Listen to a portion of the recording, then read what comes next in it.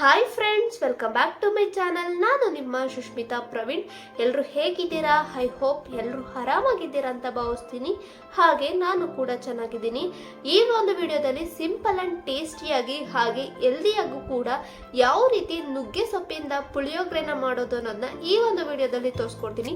ತೋರ್ಸೋಕ್ಕೂ ಮುಂಚೆ ಇನ್ನೂ ಯಾರೆಲ್ಲ ನನ್ನ ಒಂದು ಚಾನಲನ್ನು ಸಬ್ಸ್ಕ್ರೈಬ್ ಮಾಡದೆ ವಿಡಿಯೋನ ನೋಡ್ತಾ ಇದ್ದೀರಾ, ಪ್ಲೀಸ್ ಸಬ್ಸ್ಕ್ರೈಬ್ ಮಾಡಿಕೊಂಡು ವಿಡಿಯೋನ ನೋಡಿ. ಹಾಗೆ ನನ್ನ ಒಂದು ಪುಟ್ಟ ಚಾನಲ್ ಅನ್ನ ಸಪೋರ್ಟ್ ಮಾಡಿ. ಈ ಒಂದು ನುಗ್ಗೆ ಸೊಪ್ಪಿಂದ ಎಷ್ಟೆಲ್ಲ ರೀತಿಯ ನಮ್ಮ ಹೆಲ್ತಿಗೆ ಬೆನಿಫಿಟ್ ಇದೆ ಅನ್ನೋದನ್ನು ಕೂಡ ಈ ಒಂದು ವಿಡಿಯೋದಲ್ಲಿ ನಾನು ವಿಡಿಯೋನ ಮಾಡ್ತಾ ನಿಮಗೆ ತಿಳಿಸ್ಕೊಡ್ತೀನಿ. ಬನ್ನಿ, ಈಗ ಜಾಸ್ತಿ ಮಾತಾಡದೆ ಯಾವ ರೀತಿ ಸಿಂಪಲ್ ಅಂಡ್ ಟೇಸ್ಟಿಯಾಗಿ ಹಾಗೆ ಹೆಲ್ದಿಯಾಗಿ ನುಗ್ಗೆ ಸೊಪ್ಪಿನ ಪುಳಿಯೋಗರೆನ ಮಾಡೋದು ಅನ್ನೋದ ತೋರಿಸ್ಕೊಡ್ತೀನಿ, ನೋಡ್ಕೊಂಡು ಬನ್ನಿ. ನುಗ್ಗೆ ಸೊಪ್ಪಿನ ಪುಳಿಯೋಗರೆ ಮಾಡೋದಕ್ಕೆ ನಾನಿಲ್ಲಿ ಒಂದು ಬಾಣಲಿನ ತಗೊಂಡು ಅದಕ್ಕೆ ಈಗ ಒಂದು ಸ್ಪೂನ್ ಆಗೋಷ್ಟು ತುಪ್ಪನ ಹಾಕೋತಾ ಇದ್ದೀನಿ. ತುಪ್ಪ ಹಾಕೊಂಡಾದ್ಮೇಲೆ ಒಂದು ಬಟ್ಲಾಗೋಷ್ಟು ನುಗ್ಗೆ ಸೊಪ್ಪು ಅಥವಾ ಒಂದು ಹಿಡಿಯಾಗೋಷ್ಟು ನುಗ್ಗೆ ಸೊಪ್ಪನ್ನ ಹಾಕೊಂಡು ಲೋ ಟು ಮೀಡಿಯಂ ಫ್ಲೇಮಲ್ಲಿ ಈಗ ನುಗ್ಗೆ ಸೊಪ್ಪನ್ನ ಹುರ್ಕೋತಾ ಇದ್ದೀನಿ. ಈ ಒಂದು ನುಗ್ಗೆ ಸೊಪ್ಪನ್ನ ತಿನ್ನೋದ್ರಿಂದ ನಮ್ಮ ಹೆಲ್ತಿಗೆ ಎಷ್ಟೆಲ್ಲ ರೀತಿಯ ಬೆನಿಫಿಟ್ ಇದೆ ಗೊತ್ತಾ? ಈ ಒಂದು ನುಗ್ಗೆ ಸೊಪ್ಪು ವಿಟಮಿನ್ಸು, ಮಿನರಲ್ಸು, ಮೆಗ್ನೀಷಿಯಮ್ಸು, ಕ್ಯಾಲ್ಶಿಯಮ್ಮು ಹಾಗೆ ಪೊಟ್ಯಾಷಿಯಮ್ನ ಒಳಗೊಂಡಿರೋದ್ರಿಂದ ಹೆಲ್ತಿಗೆ ತುಂಬಾ ಬೆನಿಫಿಟ್ ಇದೆ. ನೋಡಿ, ಈಗ ಇದು ಹುರ್ಕೊಂಡಾಗಿದೆ. ಹುರಿದಿಟ್ಕೊಂಡಂತಹ ನುಗ್ಗೆ ಸೊಪ್ಪನ್ನ ಈಗ ಒಂದು ಬಟ್ಲಿಗೆ ಹಾಕೋತಾ ಇದ್ದೀನಿ. ನೋಡಿ, ಈಗ ಅದೇ ಬಾಣಲಿಗೆ ನಾನು 2 ಸ್ಪೂನ್ ಆಗೋಷ್ಟು ಧನ್ಯನ ಹಾಕೋತಾ ಇದ್ದೀನಿ. ಹಾಗೆ 1 ಸ್ಪೂನ್ ಆಗೋಷ್ಟು ಕಡಲೆಬೇಳೆನ ಹಾಕೋತಾ ಇದ್ದೀನಿ.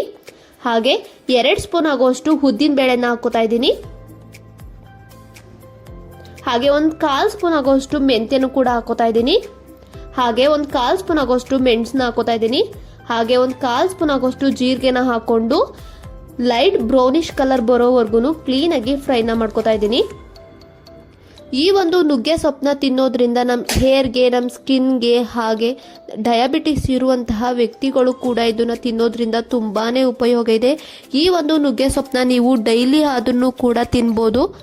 ನೋಡಿ, ಈಗ ಇದೆಲ್ಲ ಫ್ರೈ ಆಗಿದೆ. ಇದನ್ನ ನಾನು ಈಗ ಬಟ್ಲಿಗೆ ಹಾಕೋತಾ ಇದ್ದೀನಿ. ಈಗ ಒಂದು ಬಾಣಲಿಗೆ ಒಂದು ಸ್ವಲ್ಪ ಕೊಬ್ಬರಿ, 1 ಗೆಡ್ಡೆ ಆಗೋಷ್ಟು ಬೆಳ್ಳುಳ್ಳಿ, 3 ಒಣಮೆಣಸಿಕಾಯಿ ಹಾಗೆ 1 ಬ್ಯಾಡಗಿ ಮೆಣಸಿಕಾಯಿ ಹಾಗೆ ಒಂದು ಸ್ವಲ್ಪ ಕರಿಬೇವನ್ನ ಹಾಕೊಂಡು ಕ್ಲೀನಾಗಿ ಫ್ರೈನ ಮಾಡ್ಕೋತಾ ಇದ್ದೀನಿ.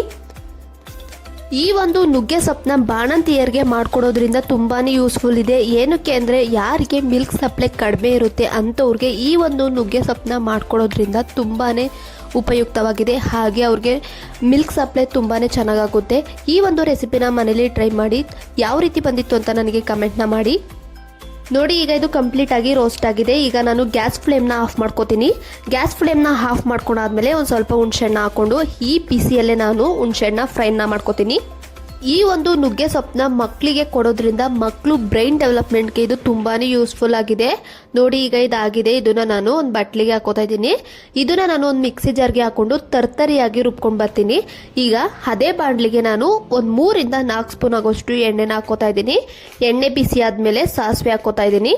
ಹಾಗೆ ಒಂದು ಸ್ವಲ್ಪ ಕಡಲೆಬೇಳೆ ಹಾಗೆ ಒಂದು ಸ್ವಲ್ಪ ಉದ್ದಿಬೇಳೆನ ಹಾಕೊಂಡು ಚೆನ್ನಾಗಿ ಫ್ರೈನ ಮಾಡ್ಕೋತೀನಿ.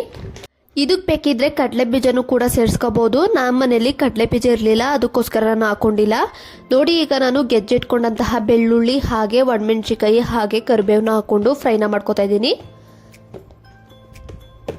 ನೋಡಿ, ಈಗ ಇದು ಫ್ರೈ ಆಗಿದೆ. ಇದಕ್ಕೆ ನಾನು ಆಲ್ರೆಡಿ ನೆನೆಸಿಟ್ಕೊಂಡಂತಹ ಹುಣಸೆ ರಸನ ಸೇರಿಸ್ಕೊತಾ ಇದ್ದೀನಿ. ಹಾಗೆ 1/4 ಸ್ಪೂನ್ ಆಗೋಷ್ಟು ಅರಿಶಿನ ಹಾಕೋತಾ ಇದ್ದೀನಿ. ಇದೊಂದು ಕುದಿ ಬರಲಿ. ನೋಡಿ, ಈಗ ಇದು ಕುದೀತಾ ಇದೆ. ಆಲ್ರೆಡಿ ತರ್ತರಿಯಾಗಿ ರುಬ್ಬಿಟ್ಕೊಂಡಂತಹ ನುಗ್ಗೆ ಸೊಪ್ಪಿನ ಪುಡಿನ ಈಗ ಸೇರಿಸ್ಕೊತಾ ಇದ್ದೀನಿ. ನಾನಿಲ್ಲಿ ಒಂದು 3 ಸ್ಪೂನ್ ಆಗೋಷ್ಟು ಸೇರಿಸ್ಕೊತಾ ಇದ್ದೀನಿ. ನಿಮಗೆ ಎಷ್ಟು ಬೇಕೋ ಅಷ್ಟನ್ನ ನೀವು ಸೇರಿಸ್ಕೊಳ್ಳಿ. ಈ ಒಂದು ನುಗ್ಗೆ ಸೊಪ್ಪಿನ ಪುಡಿನ ನೀವು ಬೇಕಾದ್ರೆ ಫ್ರಿಜ್ಜಲ್ಲಿ ಇಟ್ಕೋಬೋದು. ಇದು 1 ತಿಂಗಳು ಗಂಟೆ ಇಟ್ಕೋಬೋದು. ಯಾವುದೇ ರೀತಿ ಇದು ಕೆಡೋದಿಲ್ಲ. ನಿಮಗೆ ಬೇಕು ಅಂದಾಗ ನೀವು ಈ ರೀತಿಯಲ್ಲಿ ಒಗ್ಗರಣೆಗೆ ಹಾಕೊಂಡು ತಿನ್ಬೋದು.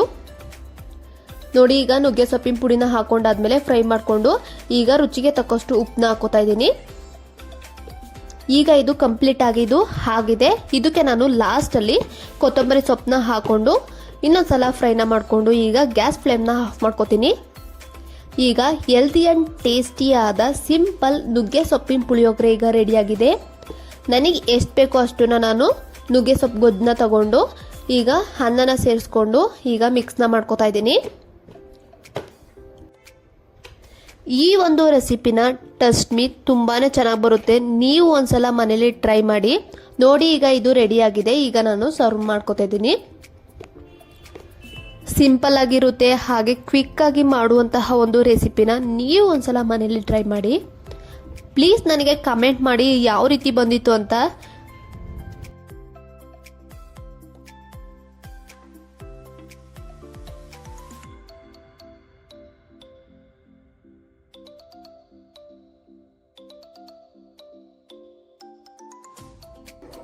ಬನ್ನಿ ಈಗ ನುಗ್ಗೆ ಸೊಪ್ಪಿನ ಪುಳಿಯೋಗರೆ ಯಾವ ರೀತಿ ಇದೆ ಅಂತ ತಿಂದ್ಬಿಟ್ಟು ಹೇಳ್ತೀನಿ.